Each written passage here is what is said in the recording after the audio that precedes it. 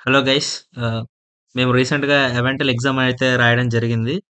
అయితే అవెంటల్ ప్లేస్‌మెంట్స్‌కి మీరు ఒకవేళ వస్తే ఒకవేళ ఫ్యూచర్‌లో అండ్ ఆ ఎగ్జామ్‌కి ఎలా ప్రిపేర్ అవ్వాలని మేము లాస్ట్ టైమ్ సెర్చ్ చేసినప్పుడైతే మాకేం కనిపించలేదు.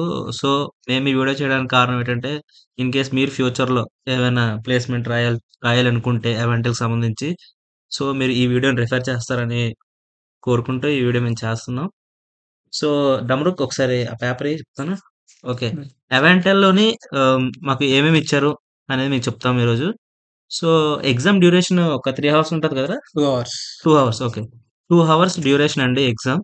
సో, ఈ 2 హవర్స్‌లోని 5 సెక్షన్స్. ఇది ఈసీ వాళ్ళది మాత్రమే అవాంటెల్ కంపెనీ. అవాంటెల్ కంపెనీ దేనికోసం అన్నారది?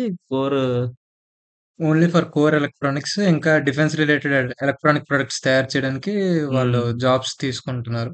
హ్మ్.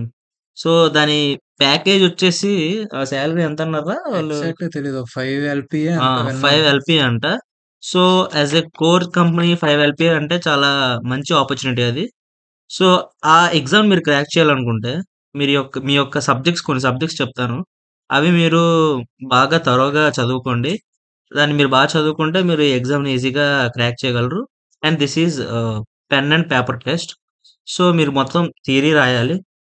Not MCQ type questions. So, you must right whatever the question is given. You have to write the explanation and also you have to clearly state what is the answer to that particular question. So coming to that, we have 5 sections. First section వచ్చేసి C. సిలోనే మీరు coding కొన్ని questions ఇస్తారనమాట. శాంపుల్‌గా కొన్ని మీకు చెప్తాను. First question మాకు వచ్చిందేంటంటే, using enum format printing months of an year. అంటే ఎలారా క్వెషన్ ఒకసారి కొంచెం చెప్తావా? అంటే ఇప్పుడు అదే సిలో నా క్లాస్ డిఫైన్ చేసి అందులోని నంబర్స్ బట్టి ఇప్పుడు 1 ఇయర్‌లో 12 మంత్స్ ఉంటాయి కదా! హ్మ్. సో, 1 అంటే జనవరి, 2 అంటే ఫిబ్రవరి అలా ప్రింట్ అయ్యేలాగా ఒక ఫంక్షన్ డిజైన్ చేయాలి.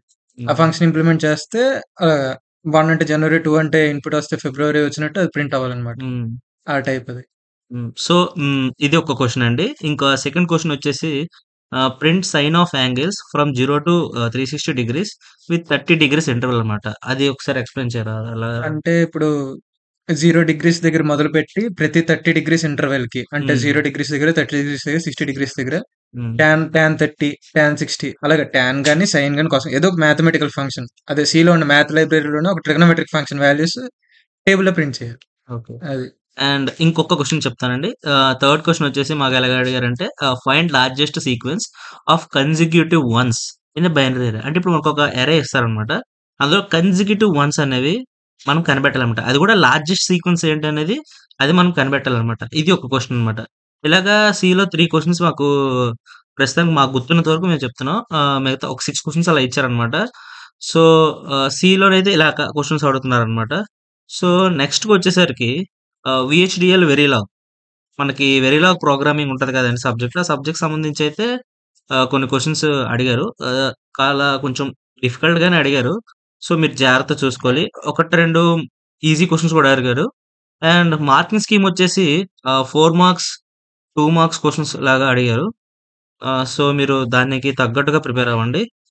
అండ్ వీహెచ్‌డీఎల్ వెరిలాగొచ్చేసరికి ఆహ్, ఇప్పుడు మనకి +5, -5 అని ఉంటది కదండీ! ఆ +5, -5 సమ్ 0 అని మనం 2's కాంప్లిమెంట్ యూజ్ చేసి మనం ప్రూవ్ చేయాలన్నమాట.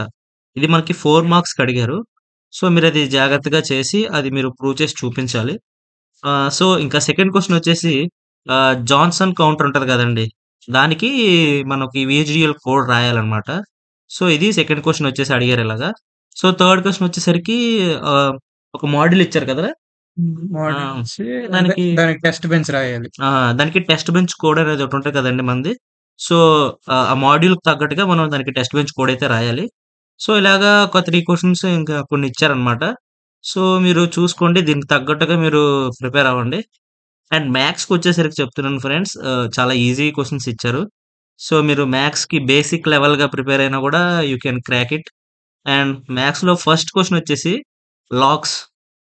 ఒక log 10 to the base x అని చెప్పేసి, ఆ ఎక్స్ ప్లేస్‌లో 10, 100, 1000 0.01 పెట్టేసి దాని వాల్యూస్ ఎలా కనుక్కోండి అని. బేసిక్ లాగ్ వాల్యూస్ మనం ఎలాగా log a by b, log a minus b మనం వాడతాం కదా! సో, అలాంటివేవైనా మీకొచ్చితే వచ్చుంటే ఒకవేళ మీరవి ఈజీగా చేసేయొచ్చు. అది ఒక 4 మార్క్స్‌కి ఇచ్చుంటారు కదరా! 2 మార్క్స్. 2 మార్క్స్‌కి ఇచ్చారండి. 2 మార్క్స్ 4 బిట్స్. 2 మార్క్స్‌కి లైక్ 4 ఆప్షన్స్ ఇచ్చి, ఆ 4 ఆప్షన్స్‌కి సేమ్ లాగ్ ఫంక్షన్ యూజ్ చేసి మాకు దానికి వాల్యూస్ ఏమొస్తాయో అవి రాసిస్తే సరిపోద్దనమాట. సో, సెకండ్ క్వెషన్ వచ్చేసి ట్రిగ్నోమెట్రీ మీద క్వెషన్ అడిగారు ఆ! కదా! ట్రిగనోమెట్రీలోని ఒక 3, 4 క్వెషన్స్ వచ్చాయి. హ్మ్. అంటే రేంజ్ ఆఫ్ ట్రిగనోమెట్రిక్ ఫంక్షన్స్ అంటే సైన్‌కి ఎంత రేంజ్ ఉండొచ్చు అని. ఓకే. అది కూడా కండిషన్ మీద. అంటే మాకెలా వచ్చిందంటే టాన్ ఉంది కదా! హ్మ్. టాన్‌కి in which region tan has the values from 0.5 to hmm. -0.5 to +0.5 లేదంటే నెగెటివ్ ఉండకూడదని. అంటే tan only hmm. Positive values ఇందులో ఇస్తదని చెప్పేసి అడిగినట్టున్నారు. యాహ్! అలాగా లేదంటే sin 30 వాల్యూ ఎంత, cos 30 value, cos 180 value hmm. ఇలాంటి చిన్న చిన్నవి. ఇలాగే ఇంకా చెప్తున్నాను ఇంకో క్వెషన్ ఎలాగడిగారంటే జస్ట్ కాస్ యొక్క వాల్యూస్ అడిగారు యాంగిల్స్‌కి. లైక్ థీటా ఈజ్ ఈక్వల్ 30 దగ్గర, 60 దగ్గర, 90 దగ్గర అండ్ 180 దగ్గర కాస్ వాల్యూస్ ఏముంటాయి అంటే ఎట్లా వస్తాయనేది అదొక క్వెషన్ అనమాట. సో, ఇలా మ్యాథ్స్ అయితే మాత్రం చెప్తున్నా కదా! డెడ్ ఈజీగా అడిగారు. సో, మ్యాథ్స్ కోసం మీరు అంత ఇబ్బంది ఏం పడక్కర్లేదు. You can definitely crack it simply. So, coming to the next signals and systems and DSP. మన డిజిటల్ సిగ్నల్ ప్రాసెసింగ్ మీద, ఇంకా సిగ్నల్స్ అండ్ సిస్టమ్ మీద ఎలా అడిగారంటే, ఫస్ట్ వన్ 30 మెగాహెర్ట్జ్ 30 అది. Megahertz, 3 gigahertz. హ్మ్. అంటే ఇప్పుడు ఒక యాంటెన్నా డిజైన్ చేశారు. 30 హ్మ్. మెగాహెర్ట్జ్ ఫ్రీక్వెన్సీలో వాడుతున్నారు. 3 గిగాహెర్ట్జ్‌లో వాడుతున్నారు. యాహ్! ఏ ఫ్రీక్వెన్సీ యాంటెన్నాకి లీస్ట్ సైజ్ వస్తదని ఒక బిట్. హ్మ్. ఇంకో బిట్ అయితే ఏ ఫ్రీక్వెన్సీలోని మీకు లీస్ట్ లాస్ వస్తది. హ్మ్. అంటే తక్కువ లాస్ చాలా తక్కువ ఉంటది యాంటెన్నాది. యాహ్! సో, అవి మీరు దాన్ని కాకుండా బట్టి ఆ యాంటెన్నా యొక్క సైజ్ ఎలా ఉంటదని చెప్పేసి మీరు చెప్పాలనమాట. సో, సెకండ్ క్వెషన్ వచ్చేసరికి ఏంటది ఈక్వేషన్ ఇచ్చి given an equation knows questions ask me అదే దేర్ ఒక క్వెషన్స్ అదే సిగ్నల్ ఈక్వేషన్ లైక్ ఇప్పుడు మనకొక సిగ్నల్స్ అండ్ సిస్టమ్స్‌లో మనకి ఈక్వేషన్ ఇస్తారు కదండీ! ఈ ఈక్వేషన్ సైన్ ఇచ్చి అది ఒమేగా టీ టైమ్ లాంటివి. ఇన్‌వేరియంటా, టైమ్ వేరియంటా, క్యాజువలా, స్టేబులా, కాదా అని చెప్పేసి అడుగుతారు చూడండి. అలాగనమాట. అలాగా క్వెషన్ అడిగి సింపుల్‌గా మనం చేసేయొచ్చు. అవి బేసిక్ ప్రాపర్టీస్ మీరు చదువుకుంటే సిగ్నల్స్ అండ్ సిస్టమ్స్‌లో మీరు ఈజీగా చేసేయొచ్చు అది.